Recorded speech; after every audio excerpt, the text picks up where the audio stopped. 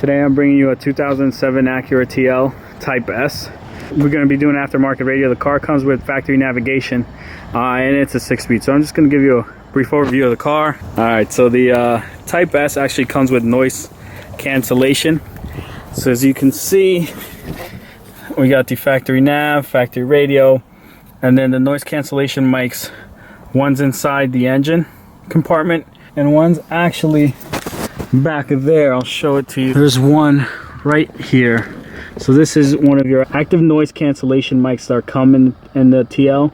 There's 3, like I said, one in the engine compartment, one in the trunk, and another one right here in the cabin. And all they do is they produce a frequency that cancelates out the engine noise, so it's quieter in the cabin and it's a smoother, enjoyable ride for everyone involved. Today we're going to be putting in a Pioneer AVH 4800 BS and keeping the factory navigation, just replacing the actual factory radio. We're going to retain the navigation functions with the touchscreen and being able to navigate, but we are going to be replacing the radio. We're going to keep the factory subwoofer, but we will lose this center channel, but the customer is fine with that, so it's not a big deal.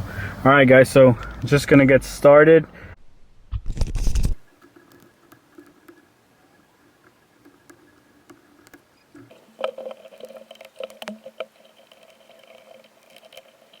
All right guys, so we started removal of the panels, and you can see he had an aftermarket shift knob, so no need to take care of that.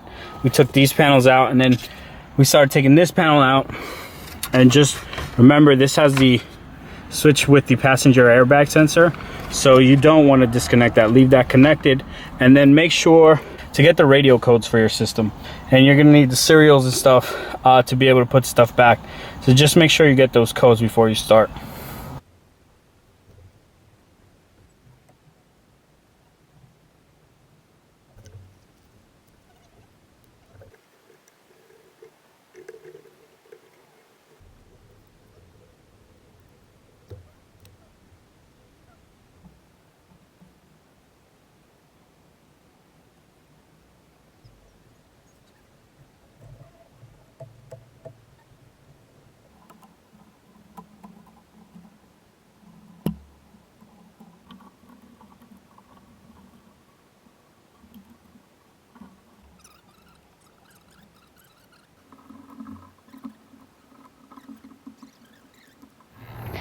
Alright guys, so in the TL we're using the MetroKit 957815B, and it actually has the faceplate with some rounded corners so that it sits in the car, it looks good. That's big for its installation, because when you use there's another kit that doesn't have those rounded corners, and when you use that kit it just doesn't look as good.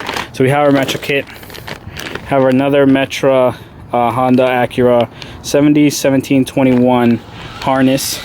Then we have a custom harness, which is a resistor, and then for the subwoofer RCAs. Then we have a steering wheel interface to keep the steering wheel controls, and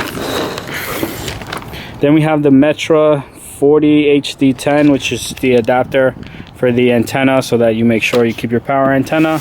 And finally we have the AVH X4800 BS, which is a Pioneer unit.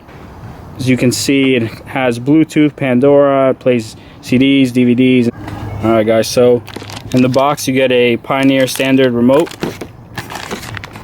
your microphone, your warranty card, your USB connection, your standard Pioneer harness, a couple of screws, and then a pretty lengthy owner's manual. And then of course we all came here for the actual radio itself.